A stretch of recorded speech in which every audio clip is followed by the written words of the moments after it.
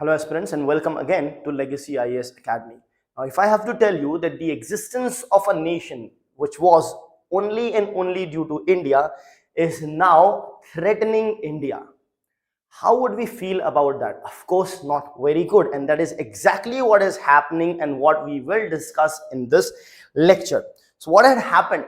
India has held Bangladesh and we fought the war against Pakistan, and that war was the Bangladesh Liberation War, wherein we ensured that Bangladesh was liberated and it wins its freedom. We ensured that. Now that was way back in 1970s. It's been over 5 decades, and probably that is what has been forgotten. And now the same nation whose sheer existence is because of India is now sort of threatening India and saying and giving strategies of occupying the northeastern states of India. Now there are two responses which may generally come from us, either to be furious or to laugh about it. Why? Because of course furious because it will anger us. Second, laugh about it because probably Bangladesh is not probably, definitely Bangladesh is not capable of doing that. But there is an interesting turn over here. What Bangladesh also is suggesting is we should occupy is what they are saying, and for that we should involve the Chinese is what they are suggesting. So that is what is happening as we speak. So Bangladesh, they say that it must occupy the northeastern states. Who says this? Ex-Army General of Bangladesh. Now see, any random person, of course they should also not make such statement, but if they do, it will not be paid heed to. But this person is an ex-Army General and presently a part of a commission which is investigating certain things. We will discuss what all those are, and it is an aide to the present chief advisor of the interim government of Bangladesh, as a result of which it is coming, you can say sort of officially this statement is coming, though it is a personal statement, but it has a professional or official overtone also to it. So let us dive into what the news is all about and dissect it and see what the future holds with respect to this. So the person who said is the chairperson of the National Independent Commission of Inquiry, which has been appointed by Muhammad Yunus-led interim government. Now this is the person who says that Bangladesh should occupy India's 7 northeastern states. So now these are our 7 northeastern states, and this is where Bangladesh lies. This piece of land with generally the map of Bangladesh which comes free with the map of India. Now this country is telling us that it will occupy the 7 northeastern states of India. So this is what is happening presently. Now what is the context of the statement? Now the heat is being felt, after the Pahalgam terrorist attack, the heat is being felt not just by Pakistan but probably by Bangladesh as well, and that is why they are coming up with such statements. So what is the context? The South Asia, the entire South Asia is on edge following the Pahalgam terrorist attack in India, right? Because when that happened, of course there will be and should have been and was a response. So how did India respond?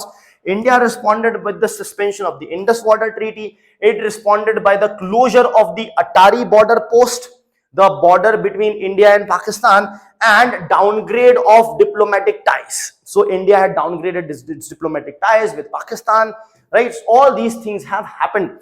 So all these things have happened as a result of which these sort of statements are coming, specifically because we have to take this person and his statement also in context. Previously, he has sort of talked about being advocate of the Muslims of the world and a Masiha for the Muslims if they are persecuted anywhere in the world. So he believes that the Muslims are persecuted in India as well, and this guy wants to become the Masiha for them, which is quite uncalled for because no one has asked him to do so.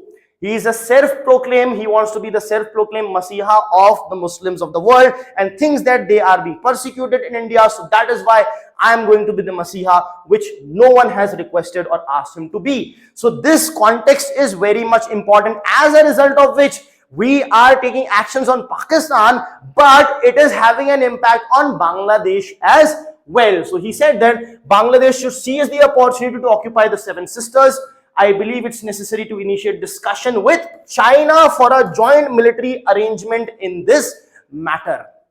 Right? So this is his entire statement. Now, who is this person? Mr. ALM Fazlur Rahman. So he is a retired army official. He led the Bangladesh Rifles. Right? Bangladesh Rifles is the army which they have to secure or to provide security to their border. So he led the Bangladesh Rifles during the 2001 border clashes with India. So with India, when the border clashes were there, he was the one who's leading, wherein 16 BSF personnel were martyred in that skirmishes that happened. So already the history is there of him being against India. Of course, the army is there, they'll fight, but he was the one who's leading it, and he has made certain statements previously also. So this is a very statement which can be expected out of him, not something better, right? So this is on the expected lines from a person who has that kind of a record. Now, further, if you look at him, he is now at a position in Bangladesh which is equivalent to that of a Supreme Court appellate division judge, right? He has now been given the authority to investigate certain issues that had happened. One particular thing is the Pilkhana massacre of 2009, and he has prima facie come up with a statement saying that in that there was a foreign conspiracy. So what is this Pilkhana massacre? So in Pilkhana massacre, or the thing which is being investigated is what? The regiment or the BDR, that is the Bangladesh Rifle that he led in 2001. Now in the same Bangladesh Rifle in 2009, there was a mutiny wherein the Bangladesh Rifle personnel had revolted, right? So your own military revolting is not a good thing. You see that happening in so many countries, right? It has happened in India as not in India, of course, it had happened in Bangladesh as well. Now since that has happened, he says that it did not happen because of issues with the Bangladesh government or within Bangladesh, but rather it was a foreign conspiracy. That means foreign power was involved is what he is suggesting. And he is leading this investigation and already sort of has a bias towards it. So what is he hinting over here? When he says foreign conspiracy, in general, he specifically tries to hint at conspiracy by India to come up with that kind of an issue. So that is the another blame which has been put over on India by Fazlur Rahman. Right. Now this statement which has made, it comes after another statement which was already made by Mr. Yunus. What he said in a meeting with Chinese officials, he declared that Bangladesh and not India is the true gateway to South Asia. So he said it's Bangladesh that is the true gateway to South Asia and not India. Why? Just because of this reason. So what he said, that Bangladesh has access to Bay of Bengal, to the ocean. The 7 northeastern state of India does not have any such access because they are landlocked. So that is what his statement was. He is probably not realizing that this is not just landlocked nature, but also in India is actually circumnavigating Bangladesh over here, and we can actually choke them from all sides. So this is also a possibility which they are not paying heed to. His point is that we have access to Bay of Bengal, to the ocean, and the northeastern state does not. So how much water does it hold? Of course, the northeastern states do not have it, but India does have access. That's point number one. Point number two, because India is all around Bangladesh, we can actually confine them, restrict them from all but one side. So that is also a strength we should focus on. This is just a gimmick which they are coming up with to attract China and Chinese investment in Bangladesh. Why? Because Bangladesh economy is not doing great. So this is a dual sort of a thing, an attractive point for Chinese in order to invest more in Bangladesh. That is what it's all about. As far as how much water it holds, the map is quite clear that India has 7,516 kilometers of ocean border, maritime border.